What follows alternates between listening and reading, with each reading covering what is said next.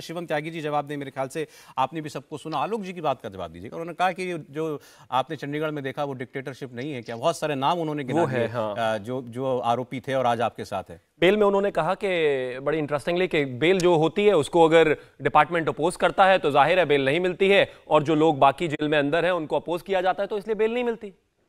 राहुल गांधी और सोनिया गांधी के समय में भी इस डिपार्टमेंट ने तो अपोज किया ही होगा ना, लेकिन उनके तथ्यों में कहीं ना कहीं आधार था, बेल लायक ग्राउंड था, तो उनको बेल मिली हुई है।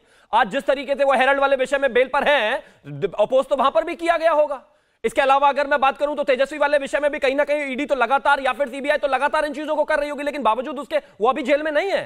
यानी कि कोर्ट के सामने डिपार्टमेंट बेशक अपोज करता हो, बावजूद उसके अगर काफी आधार है एक व्यक्ति को बाहर रखने के लिए तो बाहर रखे गए हैं। इन्होंने एक और चीज कही, कोई मामला ही नहीं है हेरल्ड वाला।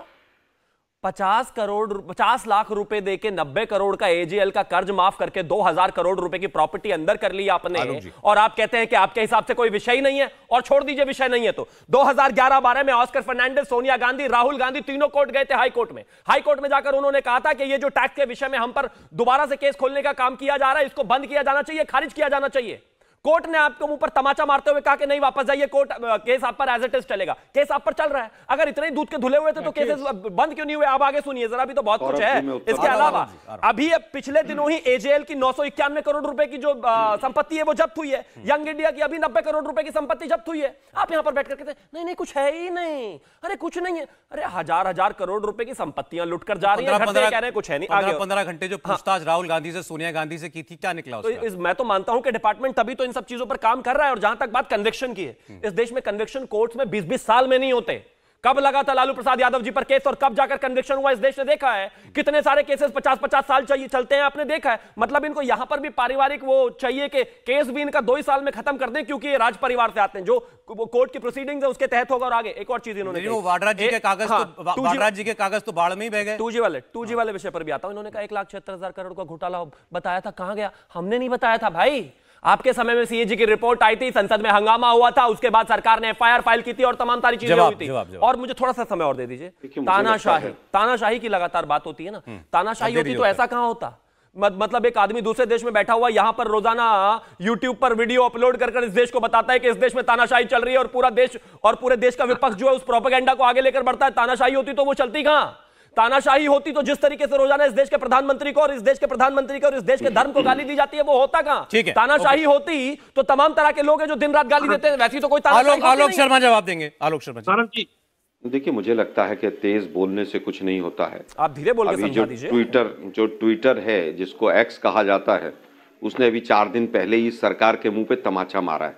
तमाचे की भाषा शायद ज्यादा बीजेपी के प्रवक्ता समझते हैं। क्या कहा है उन्होंने कि हमें ये कहा गया है कि आप इनको कंटेंट को डिलीट कीजिए और उस पर पेनल्टी लगाइए। हम लेटर तो नहीं दिखा सकते, आप छोड़ दीजिए कौन किसके मुंह पर तमाचा मान रहा है। 2019 में रॉबर्ट वाड्रा के पास ईडी गई थी, याद होगा। मैं नहीं बोलूंगा, फरवरी में एजेएल, यंग इंडिया, हेरल्ड सब गायब हो गया। सब पे बोलेंगे, बोलिए। अरे इतना नाराज काहे हो गए? बॉस पर आरोप लग गए तो नाराज हो गए। अच्छा सुनिए ना बात, उंगली दिखा के डरा रहे हैं। एक सेकंड, अभी तो डिक्टेटरशिप थी। शिवम जी प्लीज। आलोक जी बोलिए। डिक्टेटरशिप का एक एग्जाम्पल जीता जागता ये भी है कि जिस तरह की अभद्र भाषा का उपयोग देश के प्रधानमंत्री करते हैं, आज भी कांग्रेस से इतना खौफ खाते हैं पंडित नेहरू से। वापस आता हूं, तेजस्वी का 8,000 करोड़ का मॉल था। इस हिंदुस्तान के पूरे मीडिया ने ब्रेकिंग न्यूज चलाई थी, वो मिल गया होगा शायद ईडी को कि वो गुड़गांव में 8,000 करोड़ का मॉल कहाँ है। 2019 में रॉबर्ट वाड्रा जी की पेशी हुई थी, याद होगा। उत्तर प्रदेश से प्रियंका गांधी जी गई थी जयपुर। 2019 से 24 आ गया, 5 साल हो गए। क्या उस पर हुआ और क्या नहीं हुआ? उनकी जमीनों के जो बीकानेर के मैटर थे उसमें सरकार फंसी पड़ी है, और सरकार किसकी थी? वसुंधरा राजे की। नेशनल हेराल्ड में 12 साल लग गए जांच शुरू करने में। आप प्रॉपर्टी अटैच कर सकते हैं किसी की भी, किसी का केस चल रहा है, कोई प्रॉपर्टी जब्त नहीं हुई है। गलत शब्दों का इस्तेमाल नहीं करें आप। वो नेशनल हेराल्ड की बिल्डिंग में आज भी नेशनल हेराल्ड के ऑफिस चल रहे हैं। जब्त करना और अटैच करने में दोनों में फर्क है, लेकिन मोदी साहब ने सबको अनपढ़ बना दिया है। वापस आता हूं मैं। आज आप बार बार बात कर रहे हैं कि एनडीए इंडिया गठबंधन का वहां अलायंस नहीं हुआ, वहां अलायंस नहीं हुआ, वो छोड़ के भाग गया। अरे भाई, इंडिया गठबंधन जो है वो तो अलायंस दिन पे दिन कर रहा है। एनडीए के कितने अलायंस हो गए? बिहार के मेरे मित्र बैठे हुए हैं, वो बता दें कितने अलायंस हो गए आप लोग, लेकिन वो बता नहीं पाएंगे। क्यों? क्योंकि वहां डिक्टेटरशिप है, वहां जो बीजेपी चाहेगी वो होगा। मैंने 10 नाम गिनवाए अभी।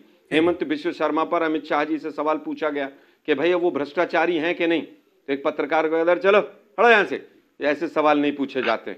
आज हालत डिक्टेटरशिप की ये है कि आज आप ईडी के नोटिस भेजिए, अगले दिन चेक मंगवा लीजिए।